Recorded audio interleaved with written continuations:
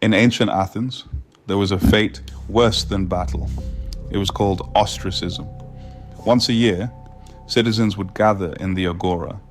They would take a shard of broken pottery, an ostraka, and scratch a name onto it. The name of the man they wanted banished. If any one man received 6,000 votes, he was exiled from the city for 10 years. No trial, no defense. He had to pack his life and walk out of the gates alone. To be cast out was to become a ghost. Your social world, your business connections, your identity, all erased in a single afternoon by the silent scratching of your name onto clay. That cold dread you feel when your boss seems disappointed, or when you're left out of an important email chain, is the echo of that Athenian vote. It is a 200,000-year-old survival circuit firing in your brain. This is not a weakness of character. It is an evolutionary brain glitch I call the Exile switch.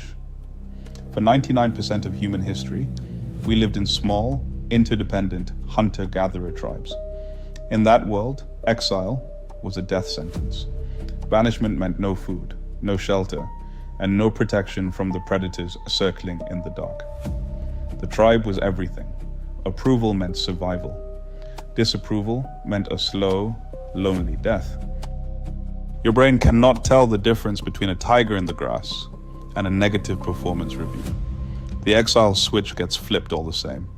This ancient software is now the great trap of modern life. It makes you say yes when you mean no.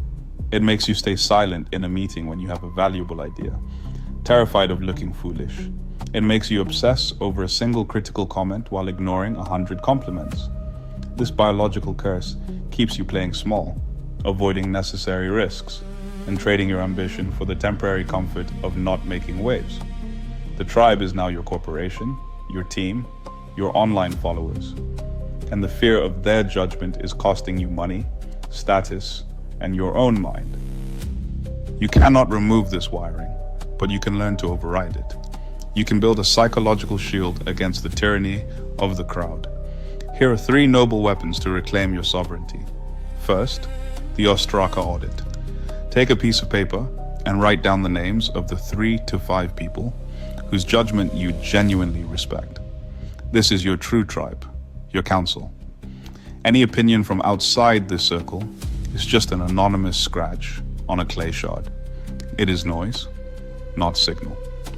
When you feel the sting of criticism, ask, is this person on my list? If not, their vote does not count. Second, the premeditation of slander. This is a ruthless tool from the Stoics. Do not run from the fear of judgment. Walk directly into it. Spend 5 minutes each morning imagining the worst social outcomes. Imagine a colleague questions your competence. Imagine you are publicly criticized. Imagine you lose your job. Play the movie to the end. You will see that you survive. You find a new path. By facing the phantom in your mind, you rob it of its power in the real world. You desensitize the exile switch. You teach your ancient brain that social disapproval is not a saber-toothed tiger. Third, and most critical, build your inner scorecard. The world wants you to measure your worth by their metrics, your title, your salary, the approval of the crowd. This is a game you will always lose because they can change the rules at any moment. An inner scorecard is different. It is your personal, unbreakable code of conduct. Your score is based on your effort, not the outcome, on your integrity, not their applause. Did you act in accordance with your principles today? Did you push your limits? Did you keep your word? When you are the only judge whose opinion truly matters, the roar of the crowd fades to a whisper. This fear of what others think is not your fault. It is a ghost limb from our species' brutal past. But you are no longer a defenseless hunter on the savannah. You are a man with the tools of reason and the power of choice. Your life is not up for a vote. Stop handing out pottery shards to people who have not earned a say in your existence. Define your counsel, confront your fears, and live by your own code. That is the path from a psychological prisoner to a sovereign mind.